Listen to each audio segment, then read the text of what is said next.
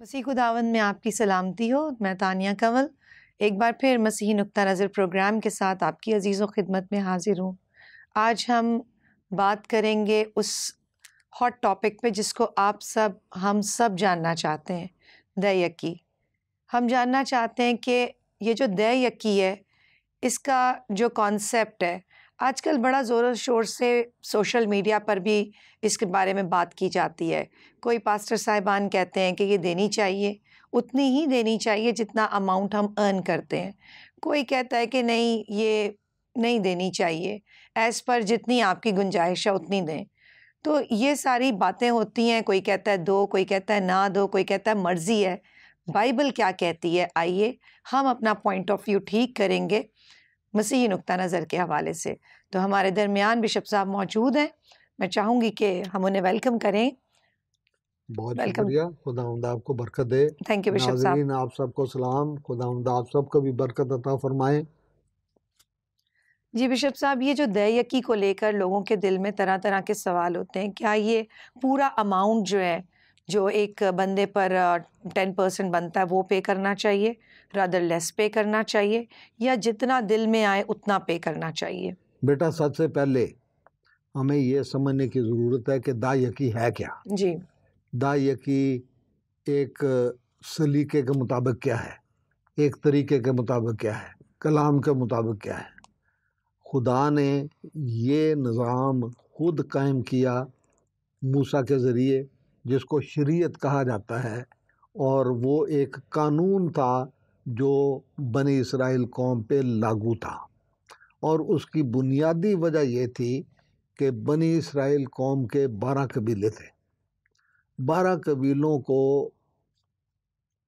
میراث دی گئی، لیکن سارے 12 کو نہیں دی گئی، 11 کو زمینوں کی میراث دی گئی، لیکن جو 12واں قبیلہ تھا، لاوی کا قبیلہ، اس کو میراث نہیں دی گئی، اور بنی اسرائیل کو یہ حکم دیا گیا کہ تم دا یکی دو گے اپنی فصلوں میں سے، اپنی تجارت میں سے، اپنے کام کاج میں سے، جو کچھ کماؤ گے اس کا 10واں حصہ تم نے دینا ہے، جس سے لاویوں کا کام چلے گا۔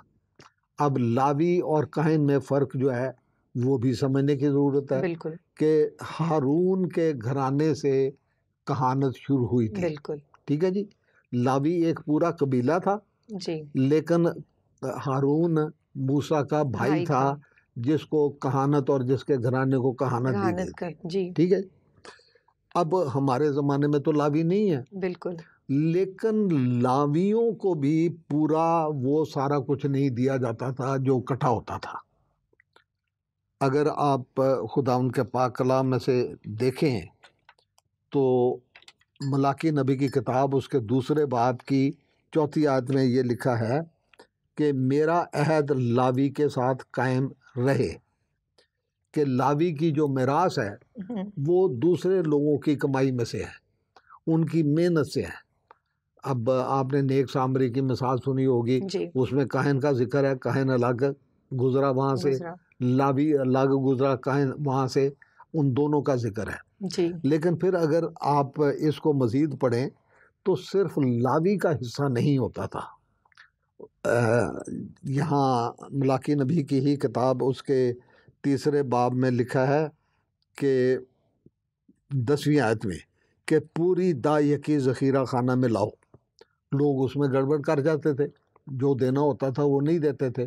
اب آپ یاد کریں کہ خداوند یسوع مسیح نے جب بہت سارے افسوس کیے فقیہوں اور فریسیوں پر، تو ایک افسوس ان میں یہ تھا کہ تم نے بیواؤں کے گھروں کو دبا رکھا ہے۔ اس کا مطلب یہ ہے کہ جو بیواؤں کا حصہ اس دا یکی میں سے بنتا تھا، ذخیرہ خانے میں سے بنتا تھا، دے ور رسپانسبل، وہ ذمہ دار تھے کہ وہ ان بیواؤں کا جن کا کوئی آسرا نہیں ہے، جن کو کوئی پالنے والا نہیں ہے، جو بچے یتیم ہیں۔ اور آپ دیکھیں کہ پھر نئے عہد نامے میں جا کے یہ درج ہے، ایک جگہ نہیں بہت ساری جگہ پہ، کہ خالص دینداری یہ ہے کہ بوقت ضرورت بوقت حاجت یتیموں اور بیواؤں کی خبردگی کرے۔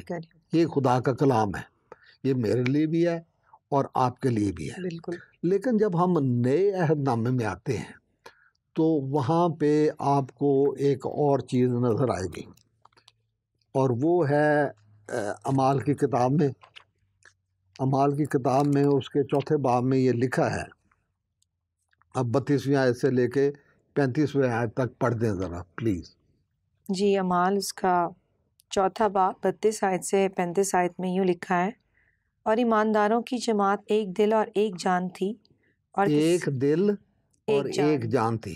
مطلب وہ ایک بڑا خاندان تھا.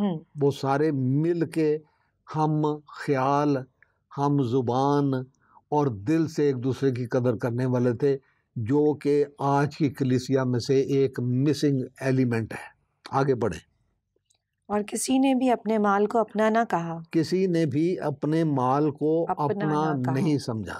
اب دیکھیں، ہم پردیسی اور مسافر ہیں، یہ خدا کے کلام کا مضمون ہے جی. کہ یہ جگہ تمہاری جگہ نہیں ہے. میں نے اپنے باپ کے گھر میں، میرے باپ کے گھر میں بہت سے مکان ہیں. تمہاری اصل جگہ وہ ہے، اس کی تیاری کرو.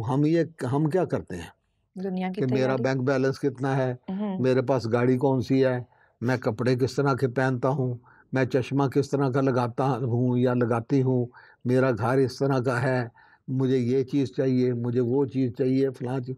ہم دنیا داری میں اتنے پھنس گئے ہیں کہ ہم یہ نہیں جانتے کہ خدا یسوع مسیح کے وسیلے سے 2 چیزیں ہمارے پاس ہیں. ایک یہ کہ اپنا مال زمین پر جمع نہ کرو. دوسرا انہوں نے فرمایا کہ یہ اس دنیا کا سردار جو ہے وہ مجرم ٹھہرا دیا گیا ہے. اس دنیا کا سردار کون ہے؟ چاہے امریکہ ہو، چاہے چین ہو، چاہے جاپان ہو، چاہے پاکستان ہو، چاہے کراچی ہو، چاہے پنڈی ہو، چاہے لاہور ہو، ہر جگہ پہ اصول قانون یہی ہے کہ دنیا کا سردار جو ہے وہ خداوند یسوع مسیح کے پاس آتا ہے اور کہتا ہے یہ دنیا کی شان و شوکت سارا کچھ میں تجھے دے دوں گا. خداوند یسوع مسیح نے کیا کہا؟ انہوں نے فرمایا کہ آدمی صرف ان چیزوں سے نہیں، یہ ہم خدا کے کلام کی وجہ سے، خدا کے ساتھ اپنے رشتے کی وجہ سے، خداوند کی فرمانبرداری کی وجہ سے زندہ رہتے ہیں. تو تم مجھ سے دور. ہاں، ہم نے اسی کو سجدہ کرنا ہے. ہم ان چیزوں کو شیطان کے وسیلے سے نہیں لے سکتے. ہمیں ضرورت ہے کہ خدا سے مانگے، اور اس نے کیا سکھایا تھا کہ روز کی روٹی مانگا کرو. جی.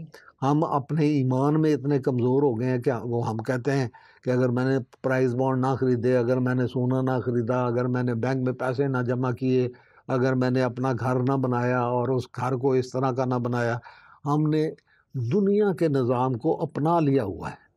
ہم نے خداوند کی باتوں کو رد کر دیا ہوا ہے. پھر خداوند یسوع مسیح نے یہ بھی فرمایا تھا کہ تم 2 مالکوں کی خدمت نہیں کر سکتے. ایک مالک خدا ہے اور دوسرا مالک پیسہ ہے. اگر تم پیسے کے پیچھے بھاگو گے تو وہ شاید تمہیں شیطان دے دے، کیونکہ تم زیادہ اس کی باتیں مانتے ہو اور خداوند کی باتیں کم مانتے ہو. اب رسمی رواجی قسم کے مسیحی جو ہیں وہ دنیا پر کیسے غالب آ سکتے؟ خداوند کے کلام میں لکھا ہے کہ وہ جس جذبے سے یا جس چیز سے تم دنیا پر غالب آتے ہو وہ تمہارا ایمان ہے. اب ایمان کیا ہے؟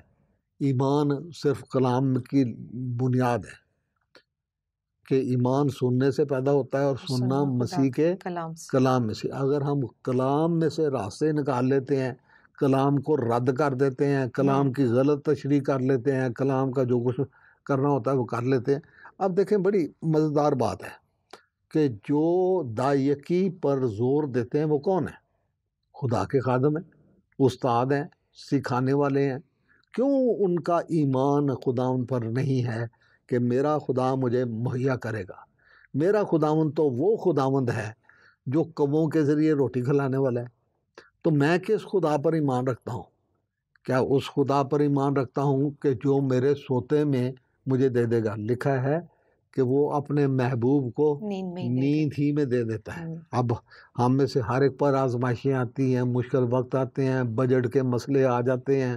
کئی دفعہ ہم اس طرح کی باتوں میں پھنس جاتے ہیں کہ ہمارے حالات سخت ہو جاتے ہیں. تو وہ ہمارا ٹیسٹ ہو رہا ہوتا ہے. خدا ہمارا امتحان لے رہا ہوتا ہے، یا شیطان ہمارا امتحان لے رہا ہوتا ہے، یا دنیا داری کا نظام ہمارا امتحان لے رہا ہوتا ہے. ہم دنیا میں اتنے کھب گئے ہوتے ہیں کہ ہمیں ہوش ہی نہیں ہوتی کہ ہم کیا کر رہے ہیں. جو دنیا کر رہی ہے، خدا ان کے کلام میں لکھا ہے کہ اس جہان کے ہم شکل نہ بنو. یہ کلام کی باتیں ہیں، اور یہ ساری باتیں ایک دوسرے کے ساتھ جڑی ہوئی ہیں. ہم ایک آیت کو لے کر ساری چیزوں پر اب پرانے عہد نامے کا اطلاق آپ نئے عہد نامے پہ کیوں کر رہے ہیں بھائی؟ اب تو آپ خدا کے بیٹے ہیں، آپ 10% سے آگے بڑھو. اب تو آپ برابر کے خداوند یسوع مسیح کے ہم میراث اور خدا کے گھرانے کے لوگ بن گئے ہو. اب کیوں تم 10% پر قناعت کرتے ہو؟ تم ذمہ داری کے حوالے سے بڑھو. پھر آپ کے کلام کی نشر و اشاعت آپ کی ذمہ داری ہے، غریبوں یتیموں بیواؤں کی ذمہ داری آپ کی ذمہ داری ہے. اور آپ یاد کریں خداوند یسوع مسیح نے کہا تھا کہ بتھیرے آئیں گے اور کہیں گے کہ ہم نے تیری بڑی منادی کی ہے، ہم نے تیرے نام سے بدروؤں کو نکالا ہے، ہم نے یہ کام کیا ہے، ہم نے وہ کام کیا، ہم نے بڑی بڑی کمپینز کی ہیں، ہم نے بڑی بڑے کروسیڈ کیے ہیں. اور ایک بات میں ناظرین آپ کو کہہ دوں، اور سارے لوگوں کو کہہ دوں جو سنے گا اس تک تو یہ بات پہنچے گی نا، کہ دیکھیں کروسیڈ کا لفظ استعمال کرنا بند کرتے ہیں. بیداری کی میٹنگیں کہیں، جو مرضی کہیں، لیکن کروسیڈ کا لفظ جو ہے اس کو استعمال نہ کریں. بھلے ہمارا مقصد کیا ہی ہے، لیکن یہ جس ماحول میں ہم رہتے ہیں اس ماحول میں یہ لفظ درست نہیں ہے. اس کا مطلب ہے کہ ہم دوسروں کو، کروسیڈ کیا تھا؟ غیر قوموں کے ساتھ لڑائی تھی، جنگ تھی. ہم وہ جسمانی جنگ نہیں کر رہے جس میں قتل و غارت ہو. اس لیے کروسیڈ کا لفظ استعمال کرنا درست نہیں ہے. ہمیں خداوند سے روز کی روٹی مانگنی چاہیے. وہ اپنے محبوب کو نیند ہی میں دے دیتا ہے. وہ اگر ہمارا خداوند ہے تو لکھا ہے کہ تمہارا آسمانی باپ جانتا ہے کہ تم کن چیزوں کی محتاج ہو. اگر یہ ساری چیزیں خدا کے کلام کی چیزیں ہیں. اب ذرا آگے پڑھیں اس کو.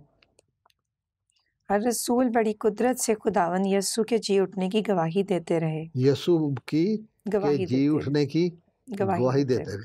اب ہم پہ کیا آتا ہے کہ جو استاد ہے اس کا کام ہے کہ اگر یسوع جی اٹھا ہے تو وہ آپ کو بھی مجھے بھی وہ مردوں میں سے زندہ کرنے کی قدرت رکھتا ہے. اگر لازر کو وہ زندہ کر سکتا ہے اور کئی اور انہوں نے لوگوں کو زندہ کیا تو مجھے اور آپ کو بھی. اور خداوند کے کلام میں لکھا ہے کہ جب آخری نرسنگا پھونکا جائے گا تو سب جی اٹھیں گے، سب بدل جائیں گے. یہ ہمارے جسم جو ہیں، اگر میری خواہش ہے کہ خداوند یسوع مسیح میری زندگی میں ہی آ جائیں، ان کی آمد اسی زندگی میں ہو جائے، یہ میری خواہش ہے. پتہ نہیں پوری ہوتی ہے کہ نہیں پوری ہوتی، مجھے نہیں پتہ، کیونکہ خداوند یسوع مسیح نے یہ فرمایا تھا کہ وہ آخری وقت جو ہے وہ کوئی نہیں جانتا سوائے باپ کے. ٹھیک ہے، ہم خواہش ضرور کر سکتے ہیں، لیکن ہم اس چیز کو بھول نہیں سکتے کہ خداوند یسوع مسیح نے آنا ہے، مردوں نے زندہ ہونا ہے، جلالی بدن میں جانا ہے، اور ہم نے باپ کے گھر میں جانا ہے. خدا کے، اب میں پھر اس کو کسی وقت دوبارہ اس کو دیکھیں گے، لیکن میرے باپ کے گھر میں بہت سے مکان ہیں. خدا نے ہمارے لیے ایک نظام بنایا ہوا ہے. ہم خداوند یسوع مسیح کے بدن کا حصہ ہیں جو صحیح ایماندار ہیں. تو ہم کیوں لوگوں کو مجبور کریں کہ مجھے پوری دائیکی دو؟ دائیکی میں غریبوں کا، یتیموں کا حصہ بنتا ہے، اس میں سے بائبل کی نشر و اشاعت کا حصہ بنتا ہے. ایماندار کا یہ کام ہے کہ وہ اپنی صلاحیت، روحانی صلاحیت استعمال کرتے ہیں، جس کو ڈسرنمنٹ کہتے ہیں، روحوں کا امتیاز کہتے ہیں، الہی دانش کہتے ہیں، وہ استعمال کرتے ہوئے میرے گھر کے آس پاس کو بھوکا تو نہیں ہے. یسوع نے کہا تھا نا کہ آئیں گے اور لوگ کہیں گے کہ ہم نے یہ بڑے بڑے کام کیے ہیں تیرے نام سے، وہ ہو جائیں گے. بدروہیں یسوع کا نام لینے سے نکلتی ہیں، بیمار شفا پاتے ہیں. اب جب بہت بڑی بڑی میٹنگز ہوتی ہیں بیداری کی، تو وہاں بے شمار لوگ دعا کر رہے ہوتے ہیں. اب ہم نے یہ شو نہیں مارنی، یا یہ ہم نے اپنے آپ کو ثابت نہیں کرنا کہ جی میں بدروہیں نکالتا ہوں. یہ عام بات ہے. ہم نے چھوٹے چھوٹے بچوں کو بدروہیں نکالتے دیکھا ہے، یسوع کے نام سے نکل جاتی ہیں، بیمار شفا پا جاتے ہیں. اب جب بہت سارے لوگ جمع ہو کے خدا کے کلام میں ایک طریقہ لکھا ہے کہ جب کوئی بیمار ہو تو وہ کلیسیا کے بزرگوں کو بلائے اور وہ تیل مل کے اس کے لیے دعا کریں، اور وہاں پہ پھر کاؤنسلنگ کی بھی بات آ جاتی ہے۔ بہت سارے لوگوں کو توبہ کرنے کی ضرورت ہوتی ہے، جنہوں نے دھاگے تعویذ کیے ہوتے ہیں، پیر و فقیروں کے پاس گئے ہوتے ہیں۔ آپ یاد کریں کہ ہم کنفرمیشن پہ ایک سوال پوچھتے ہیں، عہد بندھواتے ہیں کہ ہم پیر پرستی اور اس طرح کے کام نہیں کریں گے۔ اب مسیحیوں کو بہت دفعہ بیماریوں سے شفا پانے کے لیے یہ تعویذوں وغیرہ سے جان چھڑانی پڑتی ہے، پیر پرستی سے جان چھڑانی پڑتی ہے، دنیا داری سے توبہ کر کے، جو میں ایک جنگی اصطلاح استعمال کرتا ہوں کہ ایک لائن ہے، ایک طرف شیطان ہے، شیطان کی طرف سے ہٹ کے ہم نے اس لائن کو پار کر کے یسوع کی طرف آنا ہے، اس کو اپنا بادشاہ ماننا ہے، اپنے ہتھیار اس کے سامنے ڈالنے ہیں۔ بہت ساری بیماریاں، بہت ساری چیزیں ہمارے دل سے توبہ کرنے کی وجہ سے ختم ہو جاتی ہیں، خود دعا کرنے کی وجہ سے ختم ہو جاتی ہیں۔ میں دعا کروں گا اپنے لیے، مجھے دعا کرتے رہنا چاہیے، آپ کو اپنے لیے دعا کرتے رہنا چاہیے، مجھے آپ کے لیے دعا کرتے رہنا چاہیے، آپ کو میرے لیے دعا کرتے رہنا چاہیے۔ اور آپ جو سن رہے ہیں، شاید بہت سارے آپ خدا کے خادموں کو ٹیلی ویژن پہ یا آگے پیچھے سنتے ہوں گے، آپ کے خدا خادم ہیں مختلف جگہوں پہ، ان کے لیے دعا کریں۔ مقدس پالوس رسول کہتے ہیں افسیوں کے خط کے 6 باب میں کہ میرے لیے دعا کیا کرو تاکہ مجھے کلام سنانے کی جو میری قوت ہے، طاقت ہے، صلاحیت ہے، وہ بڑھتی رہے۔ سو ہمیں ایک دوسرے کے لیے دعا بھی کرنے کی ضرورت ہے۔ تو پھر میں واپس آتا ہوں اس جگہ پہ، خدا یسوع مسیح نے کہا میں بھوکا تھا، تم نے مجھے کھانا نہ کھلایا، میں ننگا تھا، تم نے مجھے کپڑا نہ پہنایا، اور خدا یسوع مسیح نے کیا کہا تھا، جس کے پاس 2 کرتے ہوں وہ ایک اس کو دے دے۔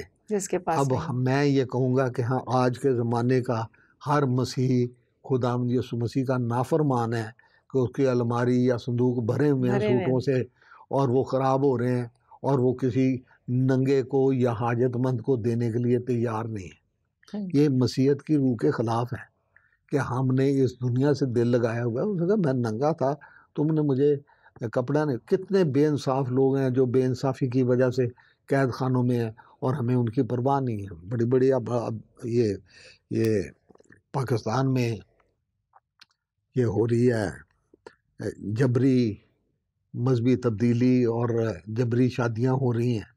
کتنے ہیں جو ہم اٹھ کے اس کے لیے احتجاج کرتے ہیں، قید خانوں میں جاتے ہیں کہ جو بے انصافی کی وجہ سے پھنسے ہوئے ہیں، ہم ان کے لیے کوئی 4 پیسے جمع کر کے، جو وکیل نہیں کرانے کی استعداد رکھتے، ہم ان کی خبر گیری کریں۔ یہ چیزیں ہیں جو عملی مسیحی زندگی کا حصہ ہیں۔ یقی عملی مسیحی زندگی کا، نئے عہد نامے کا ذریعہ نہیں ہے۔ اگر خدا کا خادم ہے اور اس کا ایمان خداوند پر نہیں ہے، خدا پر نہیں ہے کہ وہ مجھے نیند ہی میں دے دے گا، وہ میری ضرورتیں پوری کرے گا، میرے بچوں کو پالے گا۔ میں اس بات میں یا کسی شخصی چیز میں نہیں جانا چاہتا، لیکن ایسے خدا کے خادم ہیں جن کی حاجتیں کوے جو ہیں، کووں کی ایک فطرت ہے، کوے چھینتے ہیں۔ اب تو ہمارے خیر واش روم وغیرہ بن گئے ہیں، یا جن کے صحن ہیں، ابھی بھی دیہاتوں میں دوسرے صحن ہیں کھلے ہوتے ہیں، وہ صابن دانی میں سے صابن اٹھا کے لے جاتا ہے، حالانکہ اس نے اسے صابن سے منہ نہیں دھونا ہوتا ہے، نہانا نہیں ہوتا، یہ اس کی فطرت ہے۔ خداوند کیا سمجھانے کی کوشش کرتے ہیں کہ میں ایسی فطرت والے لوگوں سے تمہاری حاجتیں پوری کرا دوں گا، تم مجھ پر ایمان رکھو تو صحیح، اب تم بیٹے بن گئے ہو، اب تم یقی سے آگے بڑھو تو صحیح۔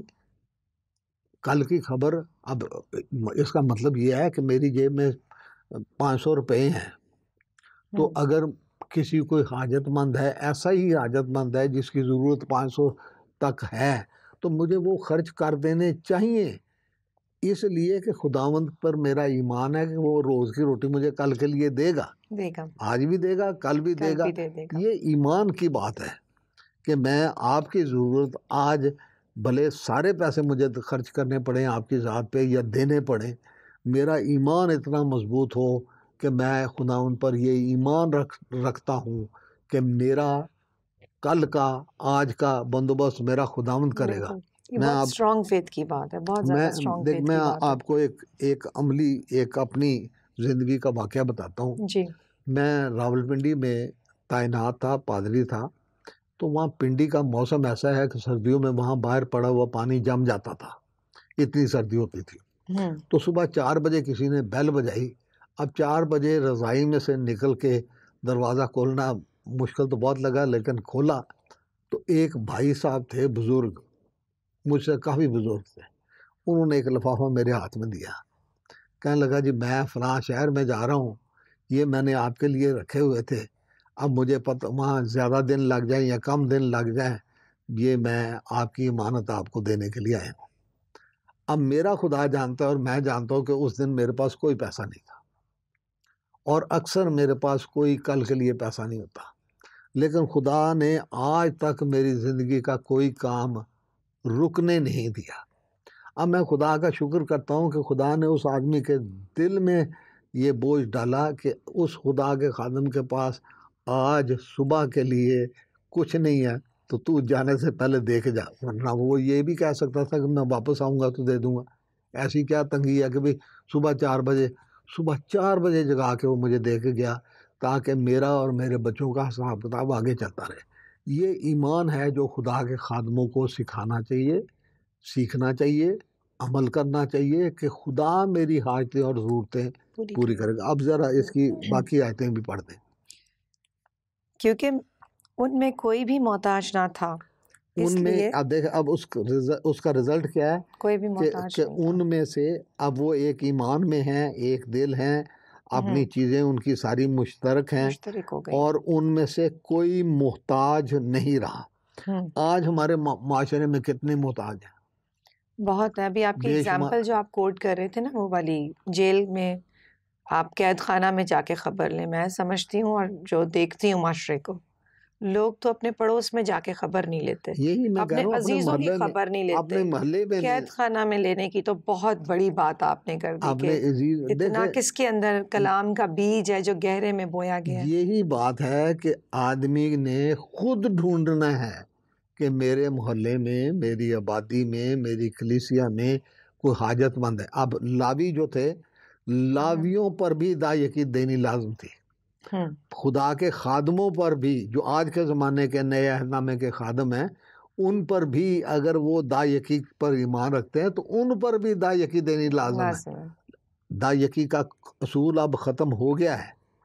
اب ہم خدا کے فرزند بن گئے ہیں، برابر کے حصے دار بن گئے ہیں، اور ہمارے پاس 100% خرچ کرنے کا ہم پابند ہیں کہ میں نے خداوند سے روز کی روٹی مانگی ہے، وہ اس نے مجھے اس سے زیادہ دی ہوئی ہے، تو میں اگر دے دوں گا اس حاجت مند کو تو میری ضرورت جو ہے میرا خدا پورا کرے گا. یہ ایمان اس نئے عہد کے ساتھ جو اس پیالے کے وسیلے سے خداوند یسوع مسیح نے باندھا کہ یہ نئے عہد کا وہ خون ہے جو تمہارے اور بہتوں کے گناہوں کی معافی کر. ہم ایسی محبت سے کتنی روحیں جی سکتے ہیں. اگر ہم خبردگیری کرنے والے ہوں تو ہمارے معاشرے میں بھی کوئی محتاج نہیں رہے گا.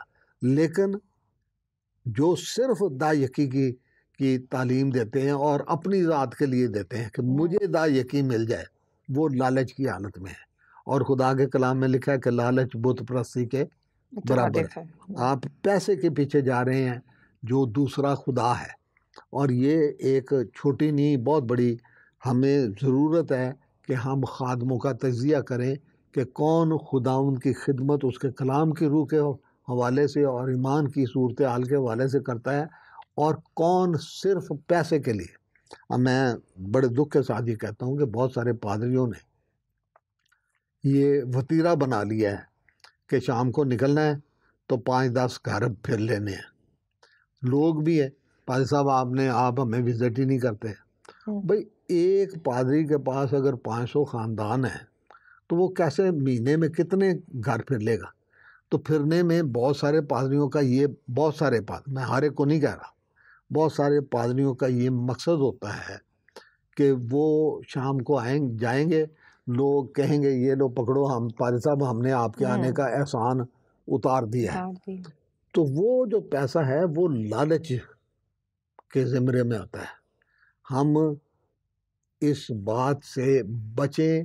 ہمیں بچنے کی ضرورت ہے کہ ہم پیسے کے پیچھے جاتے ہیں یا ہم روحوں کے پیچھے جاتے ہیں. ان کی تعلیم کے لیے جاتے ہیں, ان کی تسلی کے لیے جاتے ہیں.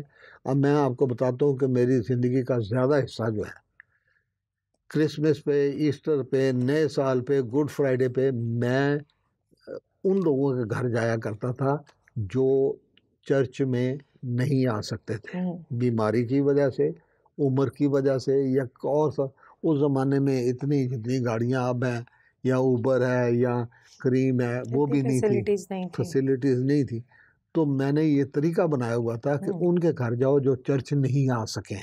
میں آپ سب کی خدمت میں بادب یہ